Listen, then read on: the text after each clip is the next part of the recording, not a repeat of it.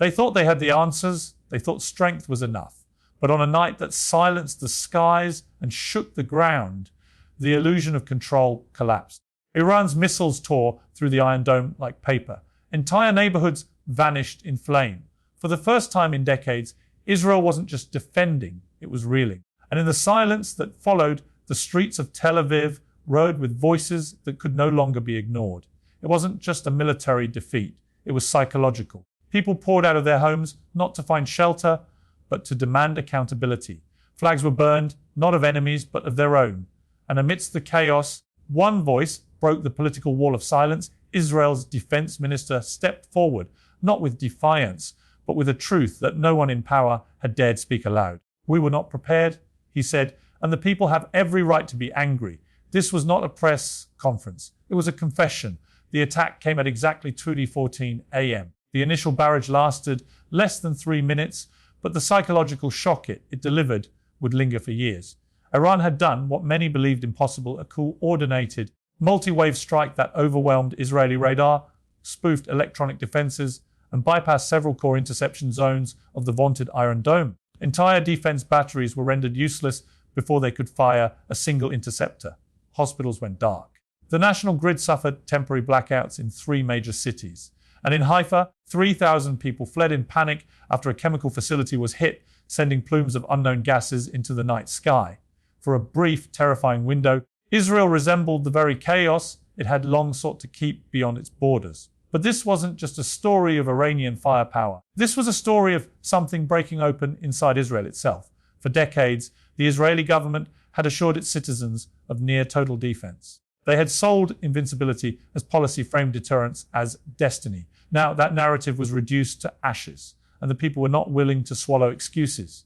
Within hours, protests erupted in Tel Aviv, Jerusalem, and Beersheba. These weren't the usual ideological crowds. These were war veterans, university students, religious families, and even army reservists chanting one word in unison: why? The defense minister's admission came under extreme pressure. Initially, spokespeople attempted to frame the attack as partially intercepted and strategically limited. But video after video surfaced, some from soldiers, others from civilians, showing entire areas left defenseless. A base near Eilat was reduced to smoldering rubble. Surveillance drones captured missile trajectories, bypassing Israeli interceptors like they weren't even there. On national TV, an Air Force colonel went off script during a routine update. "I won't lie to you anymore," he said. "Our systems were overwhelmed. We underestimated their new capabilities. And now the public is paying the price." Within 24 hours, that colonel was suspended. But the truth had already spread like wildfire. Israel's defense minister, Yoav Galant, known for his hardline stance and unshakable confidence, faced an impossible choice: defend a crumbling narrative or speak truth and risk political suicide. He chose the latter. At an unplanned press briefing, he walked onto the stage, looked at the sea of reporters, and said words that would reverberate through Israeli politics for generations. "I've served this nation in war and peace. But today, I must admit, we were blindsided, and the rage in the streets is justified." His words were met with silence, then gasps, then cheers from outside the press hall where thousands had gathered, listening live on their phones. It was the moment many had waited for: acknowledgement, not spin, blame, just the raw, unfiltered truth. Galant didn't stop there. He revealed that prior warnings from military intelligence had been downplayed due to political pressure. That simulations had shown a gap in readiness against hypersonic and loitering munitions, but were ignored for budgetary reasons. And that some of the very generals sitting behind him had opposed increasing early warning systems in civilian zones because they believed fear damages morale, but nothing had damaged morale more than lies. Across social media, the speech was dubbed Israel's breaking point. Protesters lit candles in memory of the dead, but also in mourning for a system that had failed them. The opposition in the Knesset seized the moment, calling for snap elections. Several members of the ruling coalition resigned within 48 hours of Galant's statement. The Prime Minister, silent for most of the day, appeared only briefly that evening, standing stiffly behind a podium, promising swift retaliation and full restoration of public confidence. But by then, confidence had already shifted from institutions to individuals, from blind faith to bitter scrutiny. The military began internal reviews. Dozens of commanders were quietly reassigned. and whispers emerged that Iran had used AI-enhanced trajectory simulation, allowing them to predict and exploit gaps in Israel's missile defense algorithms in real time, a terrifying leap in modern warfare. Meanwhile, Iran, watching the domestic fallout, declared the operation a success not merely for the damage inflicted, but for the chaos it sparked inside Israel's borders. State-run TV in Tehran aired clips of Israeli protests on loop, framing them as proof that the Zionist regime is collapsing from within. But something deeper was happening beyond propaganda, beyond politics. People of Israel were no longer willing to accept the illusion of absolute safety. They had tasted the fragility of their system, and now they wanted answers, not revenge. Galant's approval ratings, paradoxically, surged, not because of strength, but because of honesty. In a country exhausted by spin, his candor resonated like a fresh wind after a choking storm. Yet even as the nation debated the future, the skies were still tense. Reports of possible follow-up strikes flooded intelligence channels. Iran warned that any retaliation would be met with greater waves. Hezbollah began massing along the northern border, and the US, caught off guard by the speed of Israel's unraveling confidence, dispatched diplomats to urge de-escalation, publicly standing by Israel, but privately urging restraint. At the heart of it all, Gallant's words echoed through every home. We were not prepared. It wasn't just a confession. It was a mirror held up to the nation. In the days that followed, Israel found itself split down the middle between a government clinging to retaliation and a population begging for reflection. The defense minister's statement had sent shockwaves through the political establishment. Cabinet ministers scrambled to spin his words, suggesting his comments were misinterpreted or taken out of emotional context. But videos of his press conference continued to trend globally. "We failed you" had become more than just a moment of truth. It was now a rallying cry. Opposition leaders seized the moment. Yair Lapid delivered an impassioned address in the Knesset, declaring, "We have built a wall of iron around a foundation of sand."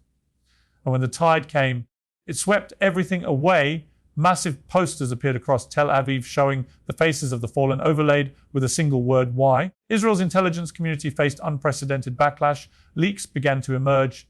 One particular report from Shin Bet, confidential, revealed that Israeli cybersecurity had flagged unusual activity in Iranian digital infrastructure weeks before the attack, activity that mimicked launch preparation protocols. Those warnings were dismissed by defense contractors focused on Gaza, not Tehran. Public anger reached a boiling point when reports confirmed that one of the Iron Dome units near Ashdod had been down for maintenance at the time of the strike. Its backup battery delayed due to logistics miscommunication. The revelation that a single bureaucratic failure may have cost dozens of lives ignited new protests, not just in the streets, within the military ranks. For the first time in decades, a group of IDF reservists refused deployment, citing moral objection and lack of trust in leadership.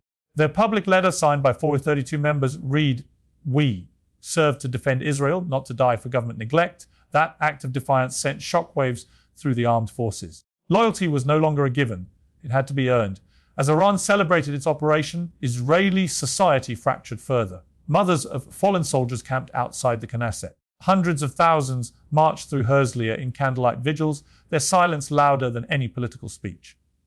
Yet amid the chaos, another shift began to emerge, not just rage, but resolve. Civil society activated like never before. Engineers, cybersecurity experts, and former military officers formed civilian task forces to audit Israel's defense vulnerabilities. Universities launched emergency forums titled "The Price of Hubris." What began as protests became proposals. In underground strategy rooms, Israel's security elite acknowledged the unthinkable: deterrence had failed, not just strategically, but spiritually. The myth of invincibility had protected the state for years. Now it was shattered, and the public had no more patience for slogans. Galant, both a symbol of failure and rare truth, was asked to resign by his own party. He refused. "My resignation will not bring back the dead. My voice may prevent the next tragedy," he said in a televised address. "If I must be the scapegoat to wake this nation," the implications of Iran's strike went far beyond geopolitics. Stock markets crashed. The sheikah lost 11% value in a week. Foreign investors began pulling out of defense tech contracts. US senators demanded reassessment of aid packages, asking why billions in military support could not prevent such an attack. Meanwhile, Hezbollah grew bolder, sending surveillance drones deep into Israeli airspace. Some were shot down, others weren't. Panic returned to border towns. Citizens demanded bomb shelters be opened and stocked. Inside Israel's intelligence units, investigators scrambled to understand how Iran had achieved such precision. Theories emerged: Chinese AI support, Russian satellite data, or even inside help. While no definitive proof surfaced, the fear lingered. Had someone inside the Israeli military betrayed their own? And yet, in Tehran there was no gloating, only calculation. Iran knew it had won more than a battle. It had cracked something psychological. It had exposed not just a military weakness, a political wanna, a system so consumed with projecting strength that it forgot to listen to the people it vowed to protect. Iranian state media aired interviews with political analysts predicting Israel's final internal fragmentation. Some called it a second Yom Kippur moment, but worse, because this time the failure wasn't only military, it was moral. Back in Jerusalem, the Prime Minister found himself increasingly isolated. Once surrounded by loyalists, whispers filled the halls early elections were being plotted behind closed doors. His opponents sensed blood in the water. Even international allies were urging a reshuffling. And then came the most damning moment yet. Leaked transcripts of internal communications between senior military officials and the Prime Minister's office showed that warnings from Mossad had been actively suppressed to avoid creating public panic before the budget vote. The nation was livid. The headlines screamed betrayal. And for many Israelis, it wasn't Iran that had shaken their world. It was their own leaders' refusal to listen. Meanwhile, funerals continued. Families buried loved ones with flags folded tightly in trembling hands. But unlike past tragedies, this time, few whispered, it was a hero. Now, they cried out, he was betrayed. As the political establishment teetered, grassroots movements surged. Young Israelis who had never voted were registering en masse. A new coalition of ex-military leaders, tech innovators, and activists announced plans to launch an anti-corruption political party under the banner "Security begins with truth." The global community watched in stunned silence. Israel, long seen as the region's unshakable power, now looked vulnerable, not because of a lack of weapons, but because of a truth too long denied. And in the defense ministry, Galant stood before a wall of names. Dead soldiers, dead children, dead dreams. He didn't speak.